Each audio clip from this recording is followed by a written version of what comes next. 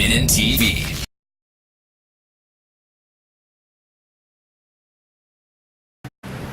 Assalamualaikum warahmatullahi wabarakatuh. Assalatu wassalamu ala asrafil anbiya wal mursalin wa ala alihi wa sahbihi ajmain. Amma ba'du. Saudaraku yang dirahmati Allah Subhanahu wa taala, pernahkah kita digunjing oleh seseorang, dicaci oleh seseorang, dicela oleh seseorang, bahkan difitnah oleh seseorang? Kira-kira apa komentar kita dan respon kita ketika kita digunjing dan gibahin oleh orang? Saya rasa kita sudah bisa menerka banyak di antara kita yang marah, yang mengumpat, yang menunjukkan kekecewaannya karena merasa ditikam dari belakang. Bahkan di antara kita ada yang mendatangi rumah tersebut dan melabrak. Kita luapkan emosi kita, kekecewaan kita di hadapan dirinya. Bahkan banyak di antara kita yang berupaya membuat skor di hati satu sama. Kita gunjing dia di beberapa tempat, kita sebutkan aib-aibnya sebagaimana dia menyebutkan aib-aib kita. Kita umbar kejelekan-kejelekannya, rahasia-rahasianya sebagaimana dia menyebarkan rahasia-rahasia kita. Saudaraku yang dirahmati Allah Subhanahu wa taala, tahukah kita bahwa menjadi korban bujukan orang, fitnahan orang, itu pun dialami oleh para ulama kita terdahulu, seperti yang terjadi dan dialami oleh Al-Hasan Al-Basri. Suatu ketika ada yang memberikan laporan ke beliau bahwa ada yang mengunjing dan mengibain beliau. Apa yang beliau lakukan? Apa yang dilakukan oleh Al-Hasan Al-Basri? Apakah beliau langsung marah? Beliau langsung meluapkan emosinya? Beliau langsung melabrak orang tersebut? Ternyata tidak. Yang beliau lakukan adalah beliau menyiapkan sepiring kurma, lalu ia kirimkan ke orang yang mengunjing beliau tersebut. Lalu ketika berhadapan dengan si pengunjing, beliau mengatakan, "Balaghani annaka hadaita min hasanati." Telah sampai berita kepada diriku bahwa engkau telah menghibahkan sebagian pahalamu kepada diriku. Jazakumullah bi khair. Semoga Allah Subhanahu wa taala memberikan balasan kepada dirimu yang baik. Dan aku berikan kepada dirimu sepiring kurma sebagai hadiah karena aku ingin membalas. Dan tolong maafkan diriku apabila aku tidak bisa memberikan balasan sebagaimana yang kau berikan pada diriku. Apa maknanya? Al-Hasan Al-Basri meminta maaf kepada orang tersebut. Mohon maaf, saya tidak bisa membalas pahala engkau dengan pahala serupa. Saya tidak bisa menghadiahkan pahala saya sebagaimana engkau menghadiahkan pahalamu kepada diriku. Allahu Akbar. Digibahi, digunjing, difitnah, bukannya malah marah dan mengamuk, justru menyiapkan sepiring kurma untuk dihadiahkan kepada orang yang mengibahi orang tersebut. Sudahkah iman kita, keyakinan kita, pemahaman kita sampai pada derajat seperti ini?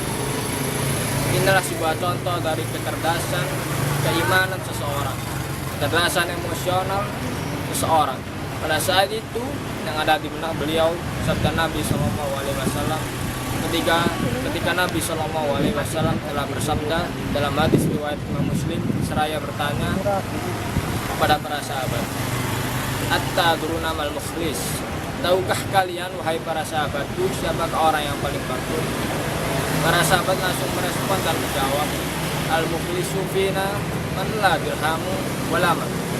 Orang yang bangkrut di tengah-tengah kami adalah orang-orang yang tidak memiliki dirham dan perhiasan. Orang-orang yang tidak punya harta, hartanya habis karena sebuah kegagalan dalam bisnis. Lalu Nabi SAW meluruskan pemahaman tersebut apabila dikaitkan dengan agama. Nabi kita SAW mengatakan, "Al-mukhlisu min ummati ya'ti yaumal qiyamati bis-shalah was-siyam zakah." Orang yang bangkrut dari umatku yaitu orang yang datang pada hari kiamat nanti membawa pahala sholat, pahala puasa, pahala zakat, dan pada saat yang bersamaan ia datang di hari tersebut dengan membawa dosa telah mencela seseorang, telah menuduh seseorang tanpa bukti, telah mengambil hartanya dengan cara yang haram, telah menumpahkan darah seseorang, dan telah memukul dan menyakiti seseorang. Lalu Allah Subhanahu wa Ta'ala mengambil pahalanya untuk Allah berikan kepada korban-korbannya. Dia punya pahala sholat, dia berikan pada orang yang telah dijubainya di dunia. Pahala puasanya Allah berikan kepada orang yang telah ia fitnah di dunia. Pahala zakatnya Allah berikan kepada orang yang telah hartanya diambil oleh korban-korban kezalimannya mendapat pahala darinya. Lalu Nabi melanjutkan sabda tersebut, fa'in fayata sanatu walam yuqada ma'alaihi. Apabila pahalanya sudah habis namun korban-korban kezalimannya itu masih ada, wida min khatayatihim faturat alaihim summa turihaf finnar. Lantas dosa-dosa korban tersebut dilimpahkan oleh Allah pada dirinya sehingga dia penuh dengan dosa, dan pada akhirnya dilemparkan di dalam api neraka. Naudzubillah. Renungkanlah, resapilah agar kita benar-benar paham masalah ini. Dan terakhir, bagi para penghibah, para pemfitnah, bertaubatlah kepada Allah Subhanahu wa Ta'ala. Kenapa Anda memfitnah seorang? Karena Anda benci dia? Kira-kira mau tidak Anda memberikan uang Anda kepada orang yang telah Anda benci? Tentu saja jawabannya tidak. Kalau Anda tidak mau memberikan uang kalau Anda tidak mau memberikan uang Anda kepada orang yang Anda benci, kenapa Anda dengan mudahnya memberikan pahala Anda kepada orang-orang yang Anda benci? Kenapa Anda dengan mudahnya memberikan ganjaran amal ibadah Anda kepada orang yang Anda benci?